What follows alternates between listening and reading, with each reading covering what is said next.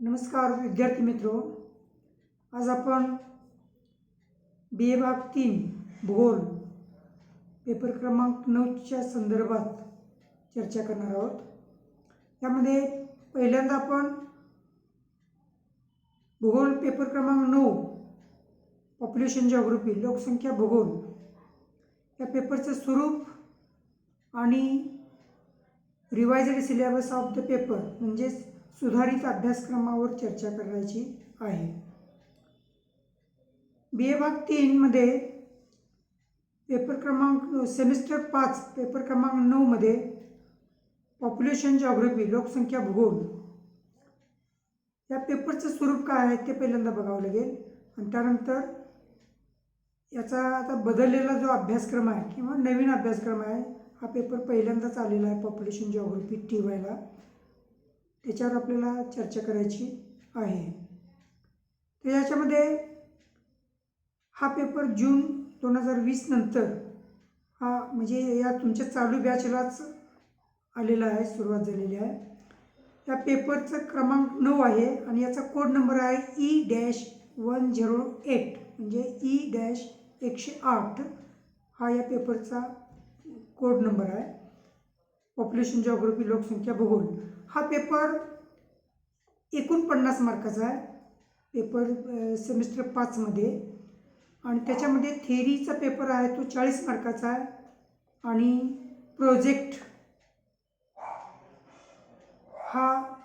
प्रोजेक्टसाठी 10 मार्क्स दिलेले आहेत। FYSYला आपल्याला 50 मार्काचे पेपर असायचे, पण TYला तुम्हाला 40 मार्काचा पेपर आणि 10 मार्काचा प्रोजेक्ट असणार आहे। आता या पेपरची विभागणी प्रामुख्याने 4 सब टॉपिकमध्ये म्हणजे 4 उपघटकांमध्ये केलेली आहे। त्याच्यामध्ये युनिट क्रमांक 1 किंवा टॉपिक नंबर 1 पहिला जो आहे तो म्हणजे इंट्रोडक्शन ऑफ पॉप्युलेशन जिओग्राफी लोकसंख्या भूगोलाचा परिचय, ओळख किंवा प्रस्तावना। याच्या परत 4 सब टॉपिकमध्ये विभागणी केलेली आहे। त्या टॉपिकची इंट्रोडक्शन ऑफ पॉप्युलेशन जिओग्राफी किंवा लोकसंख्या भूगोलाचा परिचयाची विभागणी 4 उपघटकामध्ये केलेली आहे। त्याच्यामध्ये 1.1 म्हणजे पहिला घटक सब घटक आहे तो डेफिनिशन ऑफ पॉप्युलेशन जिओग्राफी। याच्यामध्ये आपल्याला विविध शास्त्रज्ञांनी लोकसंख्या भूगोलाबद्दल मांडलेल्या विविध ज्या व्याख्या आहेत त्याबद्दल आपल्याला चर्चा करायची आहे। त्यानंतर सब टॉपिक नंबर 2 मध्ये nature and scope of population geography, याच्यामध्ये आपल्याला लोकसंख्या भूगोलाचे स्वरूप व व्याप्ती याबद्दल चर्चा करायची आहे। वास्तविक हा जो पहिला टॉपिक आहे तो यापूर्वी झालेला आहे, आपण घेतलेला आहे, फक्त याचा सिलेबस डिटेल आपण घेतलेलं नसल्यामुळं पुन्हा आपण त्याचं सिलेबस 4 टॉपिकचं सविस्तर चर्चा करायला लागलेला आहे। तर लोकसंख्या भूगोलाच्या स्वरूपामध्ये हे स्वरूप 3 भागामध्ये प्रामुख्याने विभागलेलं आहे, त्याची आपण चर्चा केलेली आहे। तरी पण पुन्हा एकदा रिव्हिजन म्हणून, तर याचं स्वरूप आहे ते पहिलं स्वरूप आहे ते बहुव्यापी व बहुस्पर्शी स्वरूप कॉम्प्रेहेन्सिव्ह नेचर असं म्हटलेलं आहे, असं स्वरूप आहे। त्यानंतर दुसरं स्वरूप आहे ते गतिमान व परिवर्तनशील स्वरूप dynamic nature of the geography population geography, आणि तिसरं स्वरूप आहे ते क्रमबद्ध स्वरूप systematic nature of the population geography. तर हे आपण यापूर्वी चर्चा केलेलीच आहे।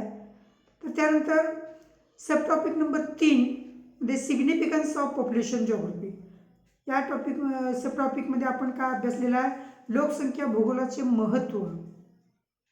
आता लोकसंख्या भूगोलाचे महत्त्व पाहत असताना त्याचे नियोजनातील महत्त्व हे आपण सविस्तर यापूर्वी चर्चा केलेली आहे, फक्त ते सिलेबसमध्ये कशी विभागणी केली ते आपण पाहत आहोत। त्यानंतर सब टॉपिक नंबर 4 त्याच्यामध्ये सोर्सेस ऑफ पॉप्युलेशन डेटा, त्याच्यामध्ये लोकसंख्या सामग्रीचे उगम स्रोत। तर पॉप्युलेशन विषयीची जी माहिती आहे किंवा डेटा आहे त्याचा उगम स्रोत काय आहे? प्राथमिक, द्वितीयक आणि तृतीयक, प्रायमरी डेटा, सेकंडरी डेटा आणि टर्शरी डेटा असे 3 विभागात त्याची विभागणी केलेली आहे. त्याची चर्चा आपण यापूर्वी केलेलीच आहे. त्यानंतर युनिट नंबर 2 किंवा टॉपिक नंबर 2 मध्ये आपल्याला पॉप्युलेशन ग्रोथ अँड डिस्ट्रीब्युशन, लोकसंख्या वाढ व वितरण या विषयावर आपल्याला चर्चा करायची आहे. तर ही चर्चा करत असताना त्याची विभागणी पुन्हा 4 सब टॉपिकमध्ये केलेली आहे.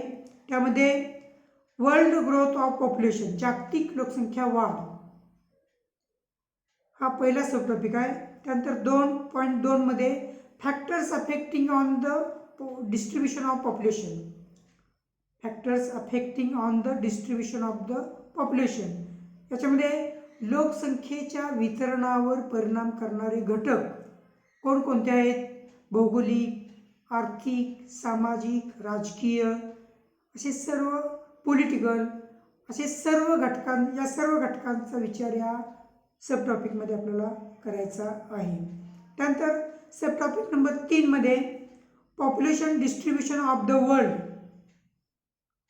याच्यामध्ये आपल्याला जागतिक लोकसंख्येचे वितरण किंवा जगातील लोकसंख्येचे वितरण कसं झालेलं आहे, लोकसंख्या कुठं दाट आहे, कुठं मध्यम आहे, कुठे विरळ आहे, कमी लोकसंख्या, जास्त लोकसंख्या, मध्यम लोकसंख्या, असं जे डिस्ट्रीब्युशन आहे जगातील लोकसंख्येचं, त्याची चर्चा आपल्याला population distribution of the world म्हणजेच लोकसंख्येच्या जागतिक वितरणामध्ये करायची आहे.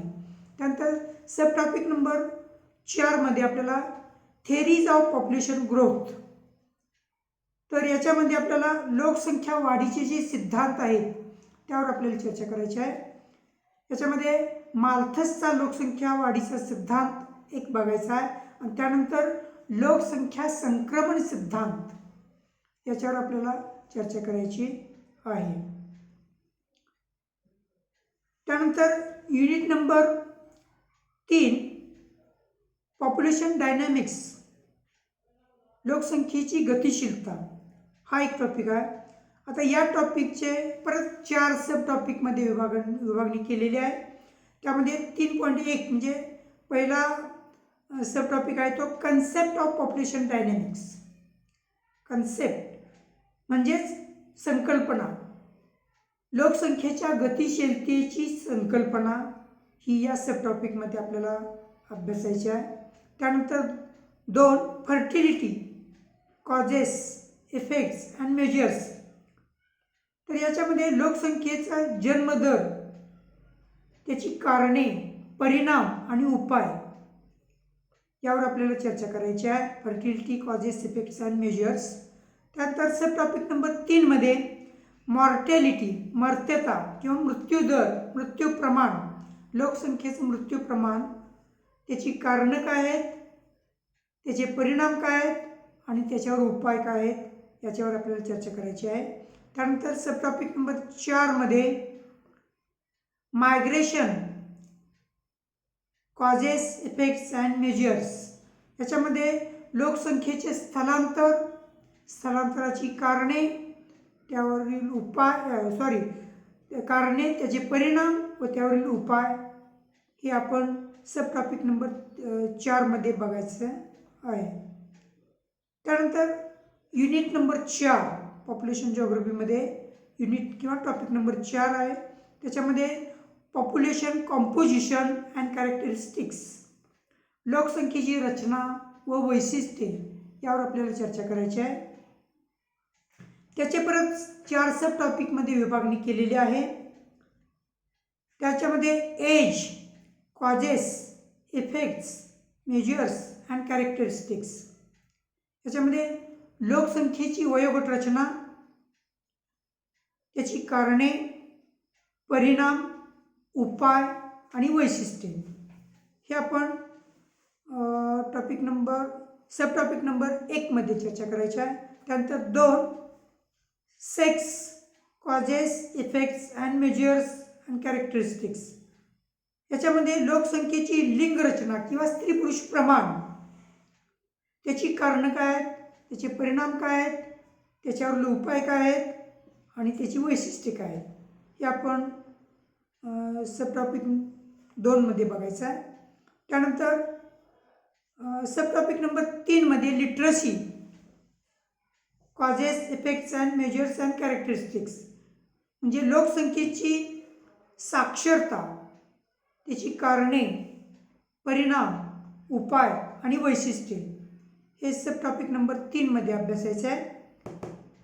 आणि सब टॉपिक नंबर 4मध्ये rural and urban composition, causes, effects and characteristics, याच्यामध्ये आपल्याला ग्रामीण व शहरी लोकसंख्येची रचना, त्याची कारणे, परिणाम आणि वैशिष्ट्ये याचा अभ्यास आपल्याला या 4थ्या सब टॉपिकमध्ये करायचा आहे. थँक्स.